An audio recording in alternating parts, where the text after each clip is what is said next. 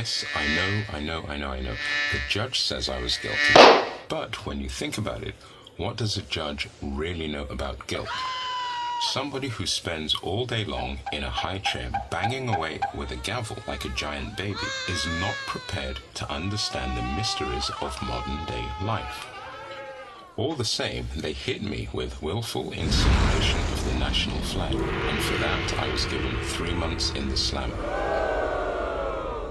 Now, as far as I'm concerned, this is a gross miscarriage of justice. It's the kind of miscarriage of justice that should have people out in the streets demonstrating, smashing things up, and demanding my immediate release. That is not the case, and there's a good reason why it's not the case, and that reason is my lawyer. I didn't think there was much of a case in the first place, so I decided not to splash out. So I got the cheapest lawyer I could find, and when I met him at 10 o'clock in the morning, he did smell like an ancient distillery. And when he stood up from his desk, he was incredibly unstable. This meant, in the court, even though I begged him 7 times to ask these questions, he refused to challenge the prosecution and asked the question, did I know I was burning a flag? Had he asked that question, the answer would be, of course not.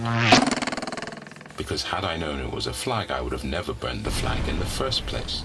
What I had done was burn something on the ground that did look like a flag, but was not necessarily a flag.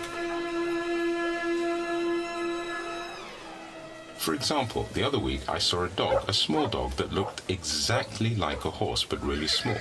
I knew it wasn't a horse, I knew it was a dog, even though it looked exactly like a horse. So it goes with the flag on the ground.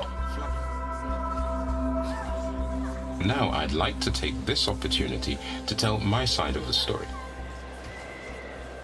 It was a cold winter's night. I was on the way home, and I'd lost my coat.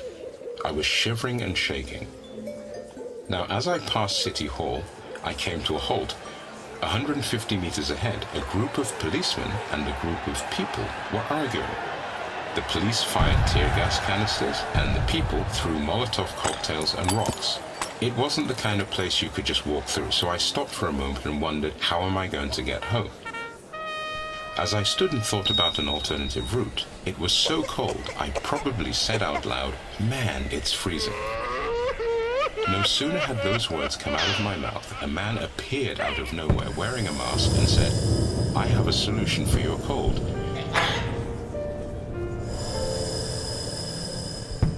"You do?" I asked. "I do," he said, and he gave me a jerry can filled with petrol and a box of matches. "Getting warm is really simple," he said. "All you need to do is pour the petrol on that thing on the ground, light a match, and you'll be as warm as in your mother's kitchen." I did as instructed. I doused the thing on the ground with the petrol, lit the match, and threw it. Whoosh! A huge flame, and it was incredibly warm. It was wonderful. And just as I was about to get truly cozy, the police came up and said, "Hey, what are you doing?" I said, "I'm just keeping warm." I had barely finished my sentence when I found myself being cuffed and dragged into a van and taken to a prison cell. Now, if there is a moral to this story, it is this. Next time you're in possible trouble and choose a lawyer, if he or she is unstable at 10 o'clock in the morning, if he or she smells like an old distillery, find somebody else and enjoy freedom.